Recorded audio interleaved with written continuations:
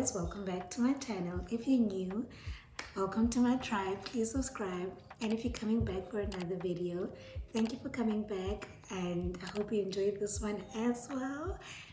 So last week we spoke about shampoos. What are shampoos?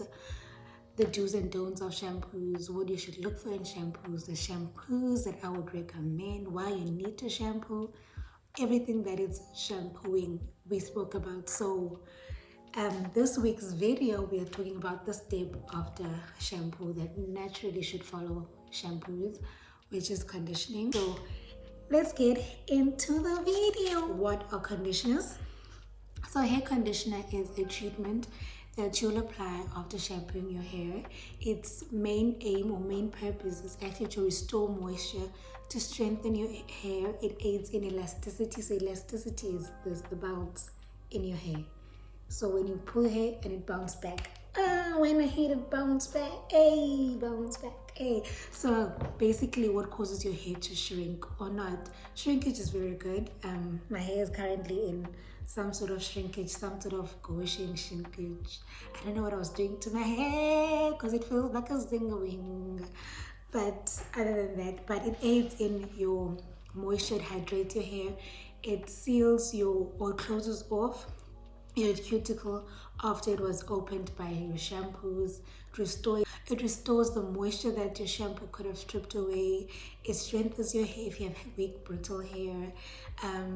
It can or may to some extent prevent your split ends. So conditioners actually make your hair feel smoother or softer because they actually reduce the friction between your hair strand and your finger. So there's actually the friction between the two is reduced, and so that's why you'd actually feel that after conditioning your hair feels so soft, so plumpy, so smooth. It's because the friction between your strand and your fingers or your hands has been reduced. So this then allows you to be able to style your hair easier, to manage it easier. Feeling of dryness is also reduced because moisture has been replenished into your cuticle and into your strand. Yes, before we go forward, I'm going to insert a picture somewhere here. So basically, one thing I haven't mentioned, this is the third video in and I haven't mentioned it. So your hair strand, a single strand, is made up of 3 parts. You have your cuticle, which is on the outside, and then on the inside you have your cortex, and then right in the middle, slap bam, surrounded by your cortex and your cuticle, is your medulla. So the 2 important parts, hair parts, that we'll be speaking about today is the cuticle and the cortex, which are very important during conditioning. Let's speak about how conditioners work. After you wash your hair has a negative electrostatic charge. Science!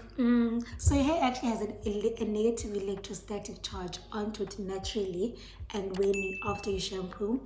And conditioners actually contain surfactants that we spoke about, but these surfactants in conditioners are mostly hydrophilic, in that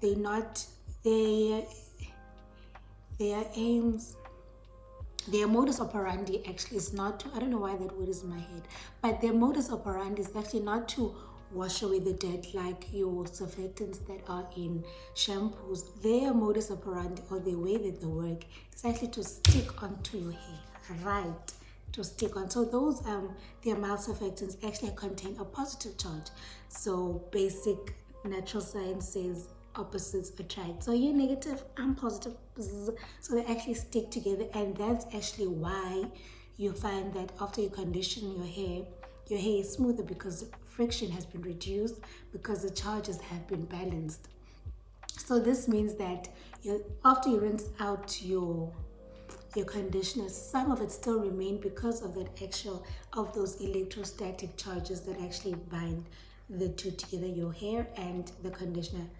They go like this. They get married. They are in a committed relationship. They are in bondage. That sounds like a bad word. But they are in togetherness. This sticking and coming together is how your conditioner will work. So part of your conditioner, or some of the ingredients in your conditioner, will penetrate into your cuticle and some of them will actually be adsorbed with a D. So adsorption means like when one molecule gets stuck or gets stuck here as to the surface of another. It does not penetrate, it does not go in, it just comes together like that. They stick together but does not penetrate. This brings us to the difference between a deep conditioner, normal rinse out conditioner, and leave-in conditioner. What is the difference? Is there a difference?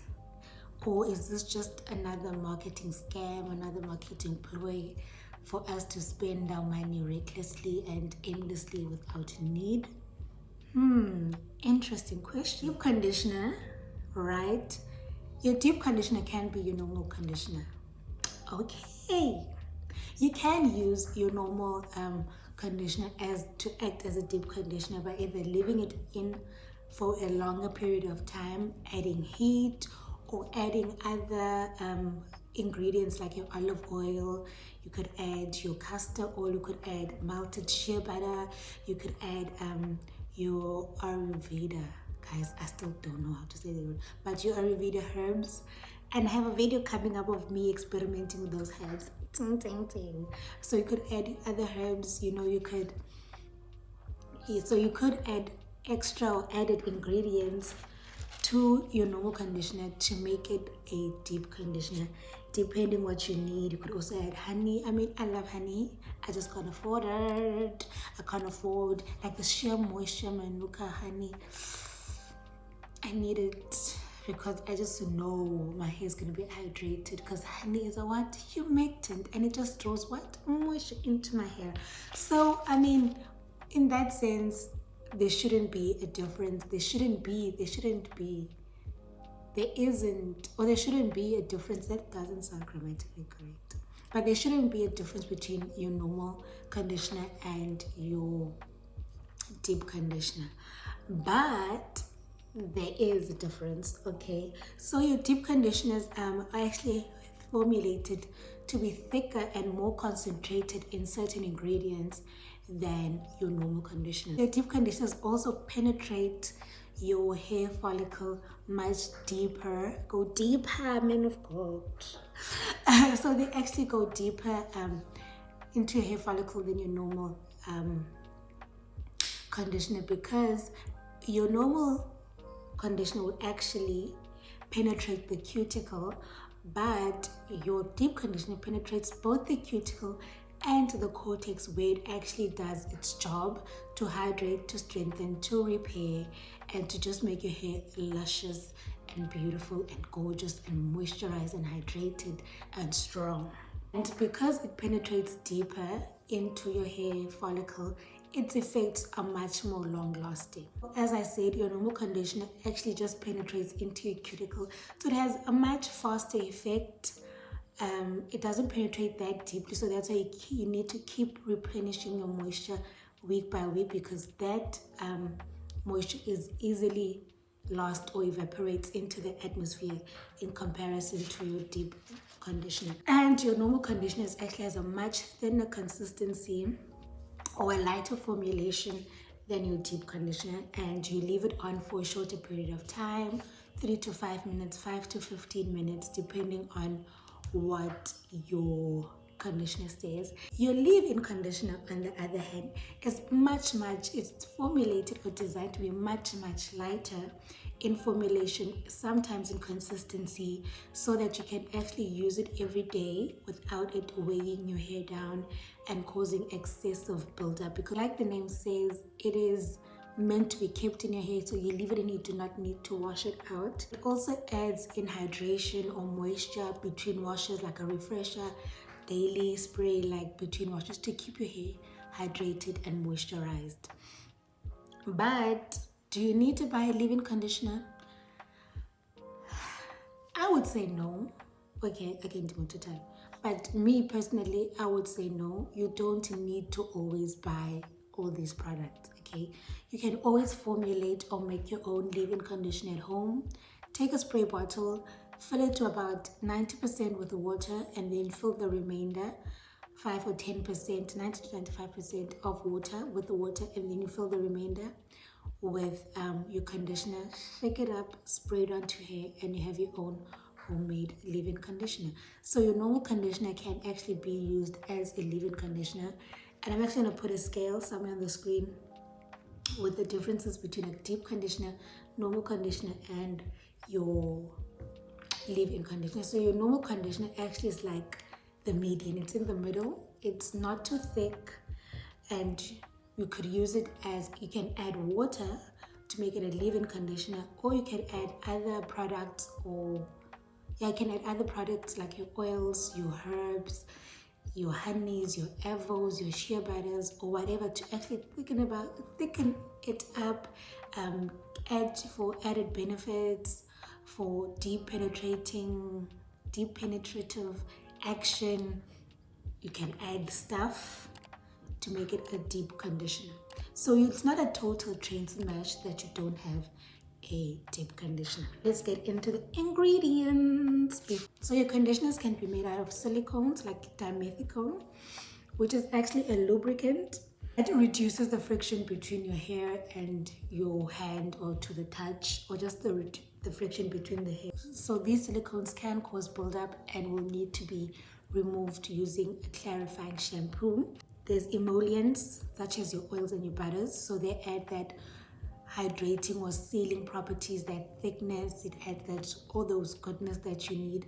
So your oils like olive oil, jojoba oil, castor oil, coconut oil is a favorite. Shea butter will be added, so those will act in either strengthening your hair or hydrating, depending on the variety or the variant of conditioner or deep conditioner that you use. They contain cationic surfactants, so these are your surfactants that are positively charged and that binds strongly to keratin, which is the protein that makes up your hair, or the protein that is your hair, coating the surface and just balancing that that negative charge, like I said before.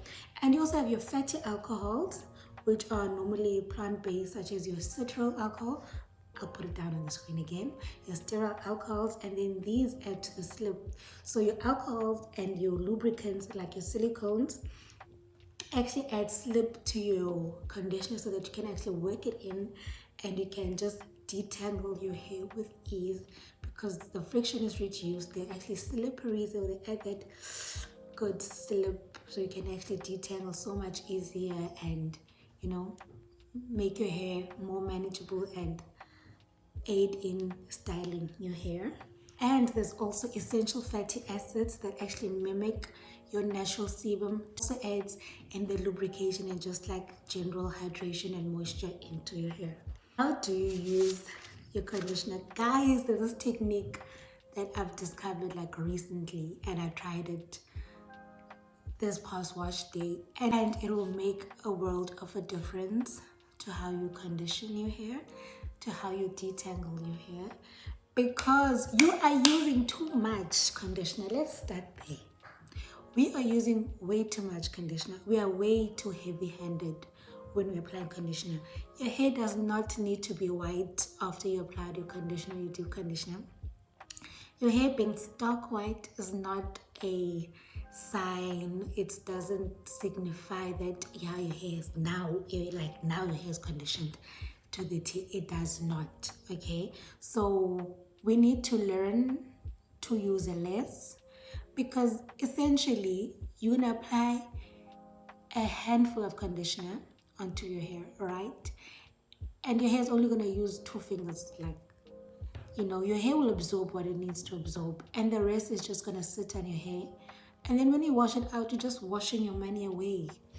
Hair products are already so expensive, and we just need to make our conditioners work for us. We shouldn't be working for the conditioner. The conditioner must work for you. You're the one that bought it. You're the owner. So why are you working for the conditioner not working for you? Okay, let's get into it. So how do you condition your hair? So you section your hair into your manageable sections, and then when you start applying at your ends, because your ends need most of the conditioner. Unlike shampoos that you apply directly to your scalp and avoid your ends, Conditioners are the opposite or the reciprocal of that. You apply it to your ends because that's where it has to do its business. Your conditioner has no business being in your scalp or being applied to. So you apply first to your ends, work it up your hair strand. Like I said before, don't do that, okay? Do this, smooth it out, okay? So then you move up, avoiding your scalp because your scalp does not need it. It's gonna coat your scalp, causing buildup and close your hair follicles, which is then just doing umsebenzi wamageza. I mean, you just wash buildup off your scalp and now you're putting the buildup on again. That does not make sense. Detangle as you go, right, sharp. Your roots are the newest or the youngest parts of your hair, so they are pretty much well hydrated, well moisturized. They don't need that much of your conditioner, so that's why we start at the ends. But now the trick is this, né? Instead of adding more conditioner to your hair because you feel like it's not enough, okay, add more water. It's gonna change your life. Please, I think you're seeing what I'm saying because I'm gonna overlay the clip. So you add more water to that particular section so it actually hydrates your hair. Us naturals or the natural community always speaks about water is so important, yada yada yada yada. But when we condition, we just slap on more conditioner, where sometimes you just need to hydrate a little bit more, hydrate your hair a little bit more, so that the conditioner can actually work well and it can spread well and it can add more slip. Do you get what I'm saying? I don't know if you understand, but do you get what I'm saying? So you add a little bit more water. You don't have to like drench your hair again with water, but like just wetting your hand or just like scooping a little bit of water in your hand and onto your hair makes a world of a difference. And when you do that, you're actually gonna find you're gonna use far less conditioner than what you were using before, because you don't need to use that amount of conditioner. I personally had no business using that much conditioner. I mean, I'm thinking about all the product I've wasted that's down the drain, that's polluting our rivers and our oceans, that I could have just saved. Save your money. Let your money work for you. That method works both for your conditioner and you apply your conditioner. You do the same steps, but instead you cover your head with a plastic and a bonnet, and then you keep it on for the stipulated amount of time. You can also use heat, so a hair dryer or that big tumble dryer for hair. What's it called? I forgot what it's called. And another topic of conversation. So how long should you use it on? It all depends on what your product says. If it says 3 to 5 minutes, then keep it on for 3 to 5 minutes. We have a head full of hair that needs to be detangled, so like that's why I say normal conditioner 5 to 15 minutes, because you still need to detangle as you go. But when you detangle throughout your wash day, when you pre-poo, when you shampoo, the amount of detangling that you have to do when you condition is like quite small. It's not that long because I mean you already did most of the job, right? But another YouTuber or this other hairstylist I was listening to was saying she doesn't detangle when she conditions. Instead, she brushes out like your shedded hair, washes the hair, conditions, keeps it on for that stipulated time, and then because the hair is wet, she doesn't dry the hair much, then she conditions, then she detangles after the whole washing routine, shampoo, conditioner, then she detangles after that, so the hair still has some slip left from the conditioner. It's wet, so it won't dry, it won't break. That's a technique I'm going to start doing. Instead of detangling when I condition, I will detangle afterwards. But your deep conditioners you would keep on for a longer period of time, anything between 20 to 30 minutes, an hour grace. I understand the keeping your product on does make you feel like it's working more, it's working harder, it's working better. But if you have a good conditioner, it works the moment it touches your hair. That's when it starts working. So the other time we just spend like, oh, I'm conditioning my hair, it's just time wasted where you could have just finished your wash day sooner. Keeping your conditioner on for too long or using too much conditioner can actually damage your hair. As you know, there's a saying that says too much of a good thing is bad. Right.